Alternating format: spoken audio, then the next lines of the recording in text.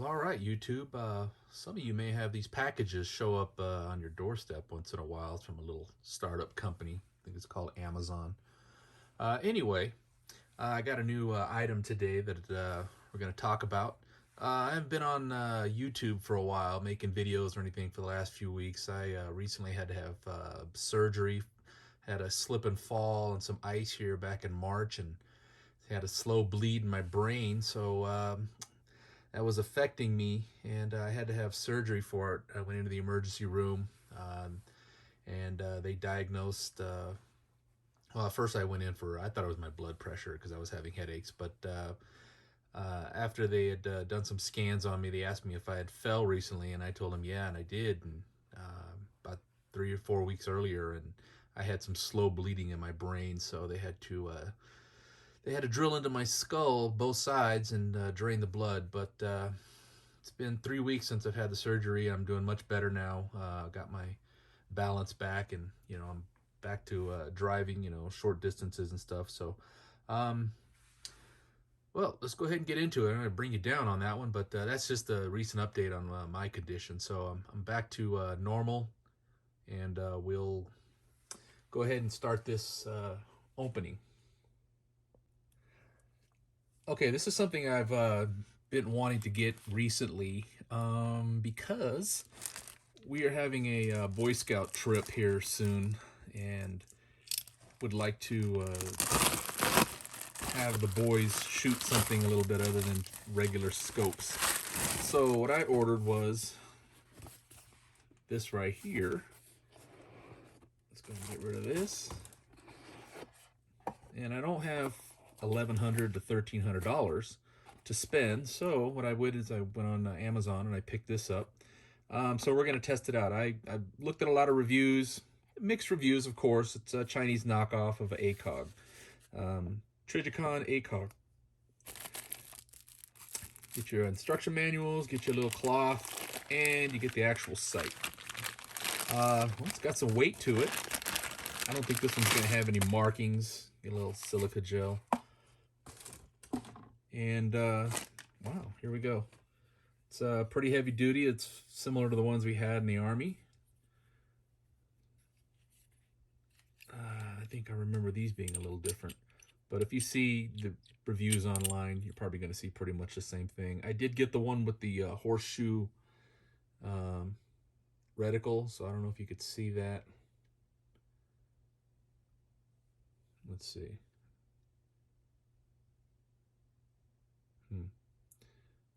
All right, let me go ahead and check this out a little bit, and I'll get right back to you.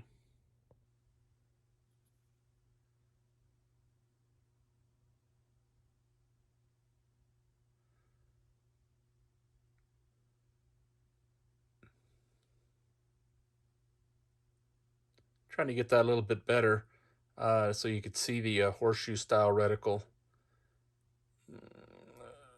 Eye relief, got to work on that. It's pretty clear glass from what I can tell. I'm down here in the basement, so I don't have any, it's light outside. I mean, it's not light outside, but light in here, but there's not any light outside right now. The sun already went down. But overall, it looks pretty good.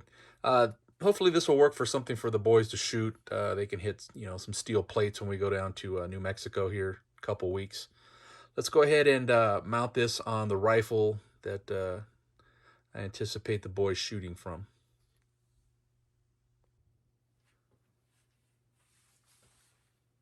Okay, so I've mounted it on this the latest build. I got a mid-length barrel, mid-length gas tube setup that I'm gonna try out this week. Friday, I'm gonna take these 22s out to the range so I can zero them. So when we do get out to New Mexico, we're not having to tinker around and try to re-zero them. I'm gonna set them at about 50 yards.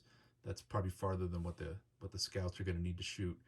We're going to have a couple of lever actions. We have bolt actions, semi-automatic. The boys will be qualifying with the bolt action. So afterwards, once they qualify, we'll have some adult leaders, and they'll be on a firing line where they'll be able to go and try out a variety of different rimfire rifles. Even though this one is set up for 223, I'm going to use the CMMG 22 bolt carrier group setup with the charging handle and the magazines, so they can go ahead and shoot those. So that's really what I bought this for. I didn't want to spend, you know, $1,100-$1,200 on a real ACOG, so I was looking around and I found one. In fact, I have a second one coming in. It's a little different version of it that I tried to cancel, but it didn't let me cancel it, so it's on its way, and it should be either tomorrow or Tuesday when it does arrive. It's running a little bit late. This is the second one that I ordered, and it made it on time. The other one I tried to cancel, and of course that one got delayed, and even though I ordered it almost 12 15 hours later. It does have the fiber optic top, and one of the complaints that I've seen with a lot of them is it doesn't have any indicator of which way is up or which way is right or left. It says right and up, but there is no arrow denoting which way you turn it. From what I was seeing on the videos, if you go counterclockwise, that should bring it up. It's going to be a little difficult to get the camera in there or the phone in there to look in there, but the glass is clear, the reticle is clear, but once you get out of the light, that reticle goes right back to black. But it is very clear. I can't complain about that. I was tinkering around here with it a few minutes ago, looking outside. I need to bore sight it with a laser bore sight so I can get it kind of dialed in. I was going to mount it a little higher, but when I put the second mount, which I'm going to have basically a mount on top of a mount, it was a little too high, so I'm going to go back to where it was originally. But this should give the scouts a good idea, you know, shooting a 22 rimfire and using a different type of optic other than a crosshair scope or iron sights. But hopefully this one works out. It looks pretty good. It's pretty sturdy. I don't have any issues with this so far. I've checked all the screws. They're tight. These right here are kind of, they look a little hokey, but we'll figure it out. Maybe I could find something to replace those. In fact, I may have something around here that could replace these as long as they come off. I would like to get a hexagon type. Yeah, okay, I could see that. Let me go ahead and goof around here for a second and see if I could get those replaced. All right, after going through my parts bin, I was able to remove these and put a standard nut like on there. This one, the threads stick out a little bit extra, but I don't really see it as an issue. I can always maybe grind those down. But here's the factory one right here. You know, what do you think? I might stick with the factory ones just for ease of use. So let's go ahead and do that. But that's what it would look like if you have another mount. I don't know. It depends on what you like. Maybe I could find something else later. All right, let's get back to this. Okay, I think I'm going to stick with these, the octagon type. Looks a little better. A little easier to twist, and then I can always use an Allen wrench, tighten them down if I need to, but I think that looks much better.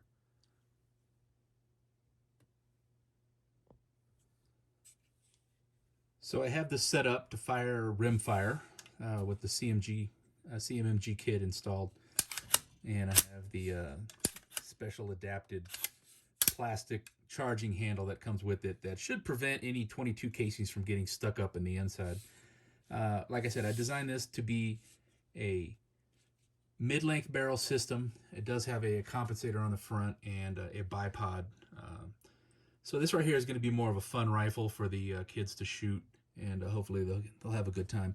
Like I said, Friday I'm going to take these out, zero them, and 2 weeks from now we'll be heading into New Mexico to get them qualified. So when I get some video of this firearm up and running, then I will post it. But until then, that's all I got for now. Once again, you could see 1,000 reviews of these fake hogs on YouTube, but this is the one I got, and hopefully this should work out fine and hold zero for 22. I might even try it out on regular 223 rifles and see how that how that holds up. But so far, what I've seen, they're fairly decent, for the price. Maybe one day I will invest in a real ACOG. I know a friend who has one, and he's happy with it. I mean, I never really used mine when I was in the Army. I was more of an iron sight kind of guy, but some guys really like that. So we'll see how this works out, and hopefully, it's worth the money, and it's good for plinking. All right. Other than that, thanks for watching. One last thing that I'd noticed that I forgot to mention was the ability to take the Picatinny rail mount off and mount the optic onto a carry handle. It's just going to require you to use a 1/4-inch flat tip screwdriver to take it off, and then you can go ahead and insert one of these in there. So you can use it on a regular carry handle. I have an M16A2, well, AR-15 M16A2 clone that I just might mount that on, and then with the bipod, so the boys don't have to worry about all the weight. They can just go ahead and rest it on the bipod. But we'll see how that works out. And this week when I take it to the range and I get the second one in, I'm debating whether I want to keep the second one. If it's as good a quality as what I got now, I just may keep both of them. It's just a slightly different design, and I'll go ahead and post a picture of that up.